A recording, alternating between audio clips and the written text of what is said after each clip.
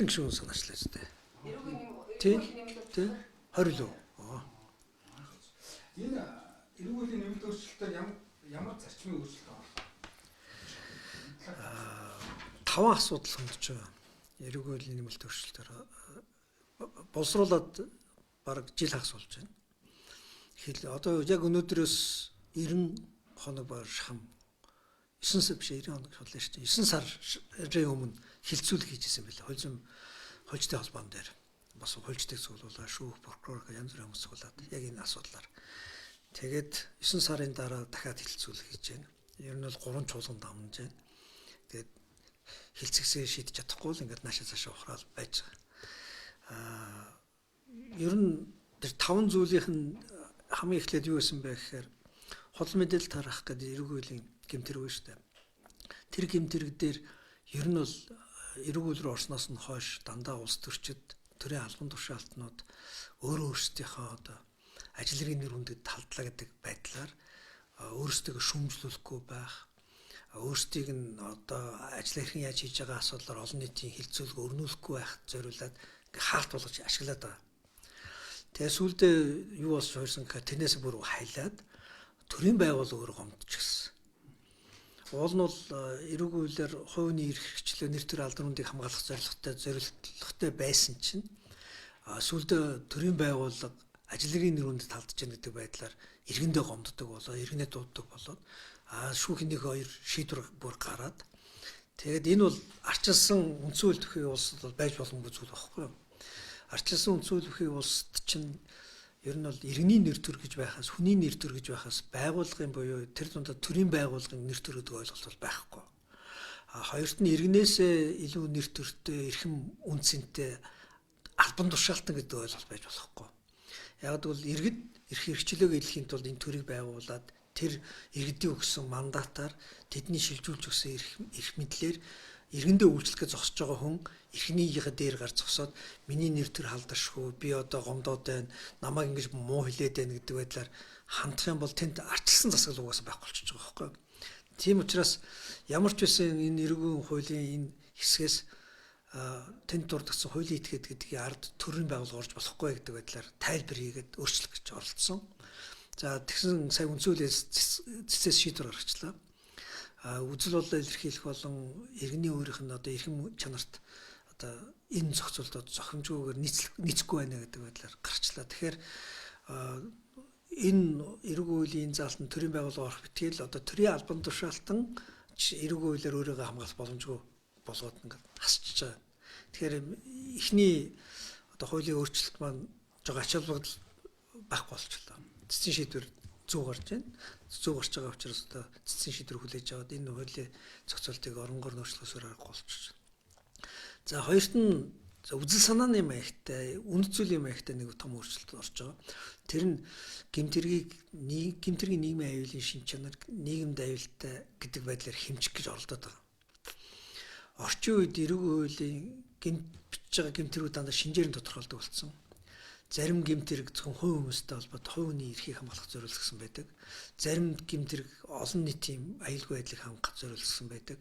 Зарим гэмтэрэг үндсэн хуулийн дэг журмыг хамгаалах зориулдаг. Өөр зориулттай байхгүй. Энэ бүгдийг нь уутлаад нийгэмд аюултай гэдэг нэг шинж рүү оруулж ирэх болохгүй. Ядж явах тэр нийгэмд аюултай гэдэг нь хэмжигдэх боломжгүй хийсвэр ойлголт байдаг. Тэгэхээр хүнийг буруутгаад яллах гэж байгаа гэмтэрэг гэж үзэх гэж байгаа бол объектив те бодиттой хэмжигдэхүүц зүйлээр буруутгах хэрэгтэй. Тэр нийгэмд аюултай гэдэг яаж хэмжих юм? Тэгэхээр одоо хэмжих одоо хэмжүүр нь бүрхэг байгаа даа байхгүй. Тэгэхээр одоо юу гэдэг даргын шүүмжлэлтэй учраас энэ аюултай хүн гэж үзэх юм уу? Эсвэл байнгын хил ам хийж явдаг учраас энийг нийгмийн одоо нийгэмд дандаа хор шөвчрүүлж яадаг гэж үзэх юм уу?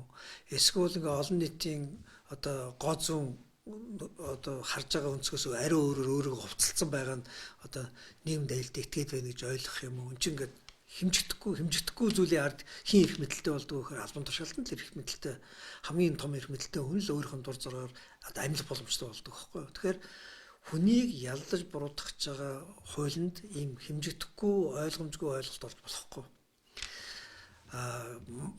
Яг олон улс тэргэлж байгаа нэр томьёогоор орчуулад ингээ оруулж ирэхээр ер нь бол нийтийн дэг журам, нийтийн аюулгүй байдалтай холбоотой юмыг ярих гэдэг лээ. Тэгэхээр нийгмийн аюулгүй байдал, нийтийн аюулгүй байдал гэж хоёр өөр зүйл шүү дээ. Монголын үндсэн хуулийн дээр маш ойлгомжтой хүмүүнлэг хэрэгний арслан нэгэн байгуулна гэдэг энэ хүн төвтэй одоо улс төрийн дэглэм тогтоох гэж оролж шүү дээ. Тэгэхээр хүн төвтэй гэж хүн эсвэл нийт, олон нийт гэдэг ийм ойлголт бол хүн төвтэй. Нийгэм гэж хэлэхээр чинь хүнээсээ хийсвэрлэгдсэн хоосон хий ойлголт. Хоёрдугаар нь энэ олон ургалж үзэл ноёлцсон байгаа энэ одоо орчинд чинь янз бүрийн нийгэм байгаа. Шашин шүтдэг одоо нийгмийн хэсэгч байна, шашин шүтдэг нийгмийн хэсэгч байна гэд тэр бүхний үн цөлөч өөр байхгүй. Тэгэхээр нэг одоо уутанд оруулах болохгүй. Зарим хүмүүс шашныхаа нүдээр энэ нийгэмд аюултай үзэгдэл байна гэж харж хахад зарим хүмүүс шинжилгээний нүдээр энэ огт аюулгүй үзэгдэл байна гэж харж болно шүү дээ. Тэгэхээр ийм зөрөөтэй үзэгдлүүдийг нэг тоонд оруулаад аюултай үзэгдэл гэж хэлж болохгүй. Тэгэхээр ингээд ялгаж хэрэглэх хэрэгтэй. Энэ агуулгаар энэ эрүүгүүлэнд нийгэмд аюултай гэдэг энэ нийгэм гэдэг хэсгийг ингээд ер нь л авчаяа гэдэг. За гуравт нь дахиад ямар асуудал хандж байна вэ гэхээр эрүүгүүлэнд бид одоо процесс ингэж ярьдаг. Эрүүгийн хэргийн шийдвэрлэх ажиллагаа эсвэл иргэний маргаан хэрэг шүүгдийн шийдвэрлэх ажиллагаа, үндсэн хуулийн маргаан хянын шийдвэрлэх ажиллагаа гэдэг ч юм уу, захиргааны хэрэг хян шийдвэрлэх ажиллагаа гэдэг юм уу. Энэ процессыг бүгднийг хян шийдвэрлэх гэж бид болгож нийгмийн томьёонд оруулж байгаа. Тэгээ энэ процесст нотлуурын хуурамчаар гарах юм, хуульчин мэргэжлийн үйл ажиллагаагаа одоо хууль бусаар хэрэгжүүлэх юм уу, ингэх юм бол хэрэг хин шийдвэрлэх ажиллагааны эсрэг гэмтэр гэж үзэж гэж байгаа. Тэгсэн чинь эрүүгийн хуулийн дээр шалган шийдвэрлэх гэдэг үг орчиж. Тэгээ шалган шийдвэрлэх гэдэг чинь юу юм гээд хараа шалган шийдвэрлэх ажиллагааны эсрэг гэмтэр гэж биччихээр нөгөө хэрэг хин шийдвэрлэх ажиллагааны эсрэг үлдэгдэж байгаа гэмтэр чинь шалган шийдвэрлэх гэдэг үг байгаа учраас эн чинь биш штэ гэдэг байдлаар займчих. Өөрөөр хэлбэл нэг үзэгдлийг шаардлага гоогт хоёр нэр томьёор бичснээс болоод хуулийн хийдэл буюу одоо дабл стандарт гэж ярьдаг хоёр өөр зохицуулалт ажиллах боломжтой болчихж байгаа байхгүй. Тэгэхээр нэр томьёог жигдэх зорилготойгоор бас энийг сайжруулах гэж. За дараа нь хамгийн одоо маргаан дагуулж байгаа хэсэг нь энэ мөрдөн шалгах ажиллагааны нууц.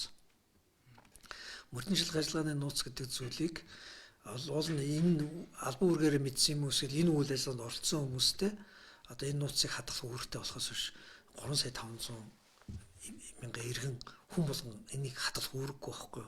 Гэтэл эрүүгийн хууль дээр тийм агуулга бичигдсэн учраас сэтгүүлчийг шийдэж болохоор тэгээ мөрдөн шалгаад одоо үйл тамыг үзэж болохоор тийм зохицуултууд орчиж. Тэгэхээр бид бол ажлаа хариуцаад энэ мэдээллийг нууцлах хэрэгтэй үүрэгтэй тэр хүмүүст хариуцлага хүлээх хэрэгтэй болохоос биш ингээд халдаан хэрэглээд бүхэнд одоо шийдвэр оногдуулах байдлаар ийм хуулийн зохицуул байж болохгүй. Хоёр нь мөрдөн шалгах ажиллагааны нууц гэдэг чинь байнга нууц байдаг зүйл биш ээ. Тэг чинь шүүхийн шатанд очиод ил болж явах хэрэгтэй. Нотлохоронтыг хууль зас арга хэрэгслээр авсан юм уу үгүй юм уу? Энэ хүнийг ямар нотлохоронтоор одоо гэмт хэрэгтэн гэж үзэж байгаа юм гэх мэт энэ зүйлүүдийг чинь тэр маргаанд олцож байгаа тал мэдхээс гадна тэр зүйлийг хамгаалахын тулд өөрөө өмгөөлж хамгаалахын тулд хууль зүйн туслалцаа авахаас агуулад ингээд үндсэн хууль заасан шударгаашруулах эрх нь хүртэл байна. Гэтэл нөгөө энэ одоо зохицуултын утга муутай гажуу зохицуулсан байдлаас чинь болоод юу болчихж байна гэхээр төрийн байгууллага мөрдөн шалгах үйл ажиллагаа явуулж байгаа байгууллагууд хэвлэлээр нөгөө мэдээлэлээ задлаад өөрсдөө хариуцлага хүлээхгүй тэгээ мэдээлэлээ задлаад хүнийг ингээд шүүхээс өмнө шүүдэг, гүтгэдэг, харлуулдаг энэ хэвлэлдэх одоо зөв бас үйл ажиллагаа явуулчаад нөгөө хүндээ болохоор энэ тухай мэдээлэл чи дахиад гэмт хэрэгтэн болно шүү. Өмгөөлөгч нь энэ тухай одоо задлуул чи гэмт хэрэгтэн болно шүү гэд нөгөө хууль зүйн туслалцаа авах эрхийг нь хүртэл боомлоо сууж ирсэн болохгүй шүү дээ. Тэгэхээр энэ агуулгыг өөрчлөх хэрэгтэй байна. Нэг. Хоёрдугаарт энэ албаны үүргийнхээ дагуу одоо мэдээлэл олж авчаа тэрийг прокурорын зөвшөөрлгүйгээр задлаад байгаа нөхдүүд харсан чинь өөр хүмүүс байна. Ингээ харсан чинь ямар арга замаар албаныхаа шугамар юм албан бус шугамар мэдээлэл авчаад тэгээ ямар ч прокурорын зөвшөөрөл гэж яд өмгөөлөгч нь юм ярих гэхээр прокурорын зөвшөөрөл нэхэд идэг мөртлөө хууль зүйн сайд нь энд ингээ чалчаа суугаад гэмтэргээрээ суугаад байж болохгүй шүү дээ. Эсвэл одоо юу гэдэг улсын хурлын гишүүн эсвэл хэн байдیں те албаны шугамар авсан мэдээлэлээ гэмтэртэй холбоотой энэ чиглэлийн мэдээллийг зүгээр л одоо цай уугаад хов ярьж байгаа юм шиг ярьдаг замбрааг байж юусэн болохгүй. Тийм учраас одоо энэ төрлийн гэмтэргийн хариуцлага хүлээх этгээд дээр хууль сахиулагчаас гадна албан тушаалт гэж бичиж өгч байна. Ерөнхийлөгчөөс ахуулаад хэрвээ ингээд гэмтэргийн цагаан мэдээ байт юм юу байт ямар сумар байт ийм гэмтэр мөрөн шалгаж байгаа үйл явцтай холбоотой мэдээлэл авсан бол ямар албан тушаалтан байх нь хамаагүй прокурорын зөвшөөрлгүйгээр энийгээ задлж болохгүй. Задлуул хариуцлага хүлээнэ гэж бичиж байна. Прокурорын зөвшөөрөлтөө гэдэг энэ агуулга дотроос бас хоёр одоо хүнийг гаргаж байна. Шүүгч хэрэв маргааны шийдвэрлэж байгаа шүүх олон нийтийн дунд эргэлзээ үүсэж байгаа ингээд процесс яаж явж байгаа асуултад хариулахын тулд магадгүй мөрний шалгуулт ажлуудтай холбоотой зарим нэг мэдээг ил гарах хэрэгцээ гарч магадгүй. Шүүгч прокурор зөвшөөрөл аваад сууж идэг албан тушаалт ерөөсөө биш ээ. Өмгөөлөгч прокурор хоёр шүүхийн өмнө ирэх гэж оролцох хэрэгтэй. Шүүгт маргааны шийдэх гэж байгаа. Тэгсэн чинь би энийг одоо хэлхийн тулд гэв маргааны нэг тал прокурор зөвшөөрөл аваад сууж идэг хараад бас би даасан шүүх гэж байхгүй. Тэгэхээр энийг эндээс шүүхийн одоо захиргааны ажилтныг гаргаж байна. Яг бол шүүгчийн даалгаснаас захиргааны ажилтнууд одоо мэдээлэл хийн штэ. Тэгэхэд тэр мэдээлэл дээр нэрүүгээр үүсээ суужиж болохгүй. Хоёрт нь эндээс өмгөөлөгчийг гаргаж байна. Хэрвээ өмгөөлөгчд энэ мэдээллийг задлуулж болохгүй гэдэг гарын үсгээс баталгаа авах гэж байгаа бол тэр бол прокурорын зөвшөөрөл биш ээ. Тэр шүүхийн зөвшөөрөлтэй байх хэрэгтэй. Шүүх тийм хязгаарт тавьж болно шүү дээ. Иргэний эрхийг хязгаарлах гэж байгаа хууль зүйн тусалцаатай холбоотой асуудал дээр жоох хязгаар тавих гэж байгаа бол энэ шүүх эрх мэдлийн асуудал болохоос биш тэнд байгаа яллагч буюу маргааш нэг талынх нь эрх мэдлийн асуудал биш. Гэх мэтлэн ийм зохицуултуудыг хийж өгч байна. За иргэн хинч байсан тэр ажил үүргээр оролцоогүй мөртлөө задлаад мэдээлэл задлахад хариуцлага хүлээдэг бас нэг тийм нөхцөл байна. Тэрийг салгаж аваад одоо 3 төсөөл бол бичиж шүү дээ. Тэр нь юу вэ гэхээр нууцлагдсан мэдээллийг задлах замаар нууцлсан гэрчийг ил болгосон бол хариуцлага хүлээнэ. Яг бол зарим гэмт хэрэг дээр гэрчийн аюул байдлыг хамгаалах зайлшгүй шаардлага байдаг. Хамгаалаагүйс бол амь насанд аюултайч нөхцөл байдал үүсэх боломж байдаг. Эсвэл айлгын сөрдүүлэх замаар гэмт хэргийн одоо шийдвэрлэх хувь зайг өөрчилж болно шүү дээ. Мэдүүлгийг өөрчлөөд. Тэгэхээр ийм байдлаар нөгөө шүүхийн хараат ус бидаасан байдлыг алдагдуулахгүй байх баталгаа бий болохын тулд нууцсан гэрчийг ил болох бол харин гэмтэр шүү. Энэ нь хөршин байсан. Би энэ хэрэгтэй огт толбоогүй. Гэхдээ ингээ юм сонирхоо яваадсэн чинь энэ яг тэр хэрэгтэй одоо гэрч болж байсан нөгөө нөхөрч энд амьдэрдэг юм байлээ гэд олон нийтэд зарлаад тэрнээс нь болоод тэр хүн амнаас эрсдэлт учрах юм бол та албан тушаалтан биш байж болно тий. Гэхдээ энэ өөр нууцлагдсан гэрч байсан учраас нууцлагдсан гэрчтэй холбоотой мэдээлэл мэдсэн бол хэн байхын суурь шалтгаалаад амаа хамгиж явах гэдэг бол энэ өөрөө шударгаас багчгүй гэдэг асуудал багхгүй. Тэгээ энэтэй холбоотой асуудлыг бас зохицуулж байна. Ийм байдлаар нөгөө мөрний шалгах ажиллагааны нууцтай холбоотой зохицуултыг илүү боловсронгуй, оновчилсон байдлаар янзлж байна. Одоо нөгөө сэтгүүлчнээс чинь ингээд мэдээлэл олж аваад тэрийг гаргадаг шүү. Тэгэхээр нөгөө мөрний шалгах ажиллагааны нууц алдсан гэдэг нэг юм асуудал үүсдэг шүү дээ. Одоо магадгүй зүгээр яг энэ мэдээллийн байгууллагын ажилтнууд гэдэг юм уу. Өөртөө ямар нэг замаар олж аваад тэрийг мэдээлэхээр энэ дээр одоо хариуцлага ярина гэж тооцоо. Нууцсан гэрчтэй холбоотой юм байвал хариуцлага тооцно. Тэрнээс өөр бусдаар бол хариуцлага тооцохгүй. Харин тэр сэтгүүлчд өгсөн нөгөө нууцлсан тэр албаны мэдээ шүү дээ мөрний шалгах ажиллагааны нууц тэрийг ээл гаргасан нөхрийг олж л хариуцлага тооцох хэрэгтэй байхгүй. Гэтэл одоо бол яг тийшээгээ юм явуудаггүй тий. Тэд нар яг албаны шугамар ашиглах хэрэгтэй энэ мэдээллийг энэ мэдээ баригдны шүүх рүү очиж нотлохоордуулах хэрэгтэй байтал энэ рүү хэвлэл рүү гаргаа сууж яах гэдэг чинь энэ ажил үүргээ өөрөө яаж яах нь хуулийн дагуу хийхгүй байх гэсэн үг байхгүй. Тэгэхээр энэ ажил үүргээ хуулийн дагуу хийхгүй байгаа хүмүүсийг олж хариуцлага тооцох гэдэг нь энэ хуулийн зорилго болохоос биш хаамаагүй хүмүүсийн амыг хамих тий мэд хэрхийг хязгаарлах үзэл бодлоо илэрхийлэх хэрхийг хязгаарлах тийм зорилго байж болохгүй. Дээр нь ер нь бол хууль засгалдаг улс орнуудад энэ хараат бий даасан манайх шиг үндсэн хуулийн механизмаараа шүүхийн тогтолцоо байдаг энэ улс орнуудад шүүхийн өрчлөлийг хэлцүүлэх гэж бид буулгаад байгаа. Нөгөө процессын шатны шүүх хуралдаан дээр энэ бүх мэдээлэл яаж явах ёстой ил болж явах ёстой. Ил болох шаардлагагүйгүй шүүх хуралдаан яах ёстой хаалтаа явуулж явах ёстой. Тэгснээс биш бүх талаараа маргаж байгаа талуудад ямар үндэслэлээр, ямар нотлох баримтаар, ямар их сурвалжаар өөрийг нь буруутгаж байгаа гэдэг нь ил болоод тэр ил болсон зүйлүүдийг шүүхийн механизм дотор нөгөө хүн чинь өөрийгөө өмгөөх болон хууль зүйн тусалцаа авах ёстой. Шүүгээс гадуур энэ нь явж байгаа бол тэнд тайлбар мэдээлэл яаж авах ёстой. Өгч явах ёстой. Буруутгаж байгааны амыг хорчоод төр нь өөрөө араар нь хэвлэл мэдээлэл олон нийтээр шившиглээ сууж яана гэдэг бол энэ өөрөө шударга өсөрөөсөө биш. Энэ өөрөө нэг үндсэн хууль заасан шүүх хуулийн өмнө эргэтгэж байх ёстой зарчим ерөөсөө биш. Энэ өөрөө үндсэн хуулийн одоо зохицуулалтаар шударгаашуулах эрх ерөөсөө биш байхгүй. Тэгэхээр бид үндсэн хууль заагаад одоо баталгаатай иргэн хүн эдлэнэ гэж заасан байгаа. Энэ агуулгууд одоо энэ эрүүгийн хууль руу оруулж ирэхгүй бол бүр социализмоос 7 дор ногоон болгоднуудын одоо тогтолцоо болж өрөх гэж байна шүү дээ. Одоо нөгөө улс төр ялангуяа ингээд жоохон божигнаад докторгүй сайд гарч ирсэн юм гэдэг тийм. Ингээд хариуцлага хүлээдэг. Энийг хариуцлага зурж байгаа юм байна. Энэ бол болохгүй Тий. Тэгэхээр хариуцлага ямар Гэмт хэрэг эрэг үйлдэн дээр маш тодорхой зааж шин энэ юм бол гэмт хэрэг гэдэг.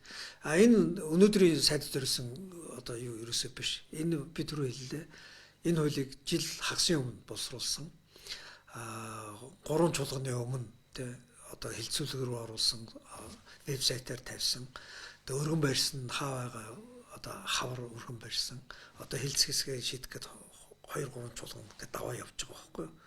Тэгэхээр сая зуны ихэнх сард байгуулсан засгийн газар эсвэл энэ намрын чуулганаар томилогдсон сайд зориулсан хууль ерөөсөө биш. Гэхдээ энэ хуулиар хориглож байгаа үйлдэлийг тэр хүмүүс хийгээд байна уу гэж хийгээд байгаа. Тийм учраас одоо ингээд өргөн байх зүйл нь удаашраад. Тийм. Ер нь бол энэ албан тушаалтнуудад давуу байдал олгодог. Тэгээд албан тушаалын байдлаар давуу байдлаараа ингээд улс төрийн капиталыг цуглуулдаг хүмүүс ч халгаатал хууль бахал да. Гэхдээ энэ бол иргэний эрхийг хамгаалах зориулсан хууль. Due process гэж ярьдаг. Процессын шударгасыг бичүүлэхэд зориулсан хууль. Нөгөө талаар үндсэн хуулиар хууль тогтоох, гүйцэтгэх, шүүх хэрмэл гэж яах гэж хувааж байгаа юм те. Тэгээ шүүх хэрмэлийн одоо шүүх хэрмэлийг шүүхээс гадуур хэн ч идэлхгүй шүү дээ. Тэгэхээр ингээд шүүхэд шүүгчд байх ёстой эрх мэдлийг шүүхээс гадуур хэрэгжүүлээд байгаа үйл ажиллагаануудыг бас талсан зогсооход зориулагдсан хууль. Яг энэ хууль бол яг одоо тулгуур нэг эвлүүлсэн байгаа зүйл нэг юмд ороход бүгдлээрээ нурдаг те. Тэр шиг хамгийн чухал өнцгүүдийг хөндөж байгаа юу бол хөндөж байгаа. Энэ хууль батлагдсны дараагаар бол том реформууд хуулийн салбарт хийгдэх ёстой. Наавал